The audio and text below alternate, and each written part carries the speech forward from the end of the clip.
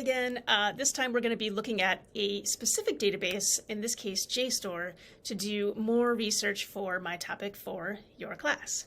So here I am again at the CSI library homepage, and this is usually the tab that's automatically selected, the one that says Books and Articles. In this case, I'm looking for JSTOR, and JSTOR is a database. So a database is a collection of articles or other kinds of content from usually journals, magazines, newspapers, or encyclopedias. It could be a bunch of different things, all organized around a topic that you can search simultaneously. So if I know the name of the database, I can search for it here. I could also do it by subject, but in this case, let's just go right to JSTOR, click Go, and now I'm in JSTOR. I would always go to an advanced search because this gives me that opportunity to add multiple terms and combine my search topics. And the one thing you should know about JSTOR, well, two things. One is people love it because the content is so highly academic. It pretty much only includes content from academic journals and also academic books, academic research reports, right? It also includes primary source materials. However, the downside is that we only have access to materials from not the last 5 years. So before the last 5 years. And that's true of JSTOR everywhere. They have a really strong embargo. They won't let anyone have access to materials from the last 5 years. So this is the most helpful if I'm looking at something that's a little bit historical. Okay, let's get started.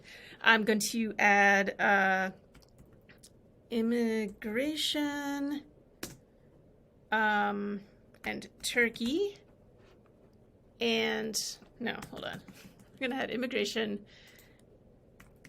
and Turkey as my terms. I'm just going to click articles here to not include book reviews because I really don't want those. Yeah, let's see what happens. Okay, so I have a lot of results here. They're going to talk about a lot of different aspects of Turkey and immigration, but this could be useful to me if I'm looking at a sort of like, okay, what's the history of Turkey's immigration policy that would therefore affect the Syrian refugee crisis, right? So I'm finding some articles that look useful to me. JSTOR is pretty straightforward in terms of how you actually access the article. They're all just sitting there. You don't have access to the last 5 years, but before that you have access to everything. So yeah, I could look at something like this. I could look at migration and development focus on Turkey. That looks useful. See, something like this is a little too specific and not what I mean. But yeah, I could get some ideas about background issues in Turkey. This one actually looks specifically useful because it's talking about guest refugees and migrants, Syrians, Russians, etc. So this actually could be pretty good for me. Anyway, I click it and the article appears right there on my screen. This is another reason why people like JSTOR is, you know, the article is just sitting there. Yeah, I don't know if it provides, oh, it does provide a citation. They actually changed that recently. So we're looking at APA. I would copy this. I can see right now that this is a little bit incorrect because I don't want the names of the authors to be in all caps, but you can, again, edit the citations based on what your professor provided in that really handy list of ways to cite. Yeah, and then of course you can download the PDF here so that you can read it later. So I'm going to go back to my results, and let's say I want to change something about this search. So right now I've got immigration and Turkey, and let's say I want to zero in on the Syrian refugee crisis. So I can actually do that by adding, I can search within the results. I can also go here to modify the search, and that'll bring me back, and I can kind of start over a little bit.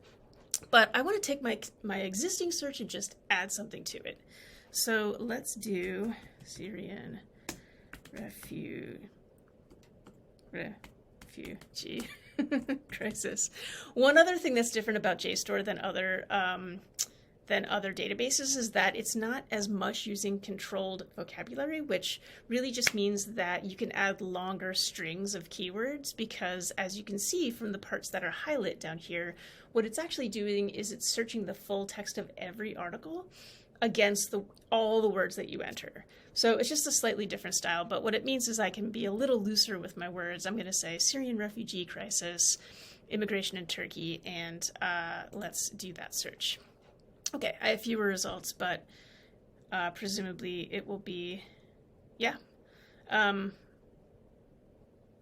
Okay, yeah, a little more focused on the Syrian, the Syrian crisis and Turkey. And of course, if I come upon something that I want to look at in particular, like, labor effects, refugee crisis, etc., I could add some of those terms. But I think in this case, I'm looking for some background information. Of course, my term from the other video was COVID-19. Given that we don't have access to the last 5 years, that's not going to be super useful to me in this database. So I would look at an article like this, The Refugee Challenge in Turkey's Quest for Normative Power in the Middle East. That sounds good to me. Okay, cool. So those are ways to search JSTOR. If you have more questions, they actually do have over here under search help, they have a bunch of videos. And like all these different tips that show you how to use it as well. If you want to like really get into JSTOR and find out more about how to use a whole variety of tools that they have, you can go crazy over here in the About JSTOR section.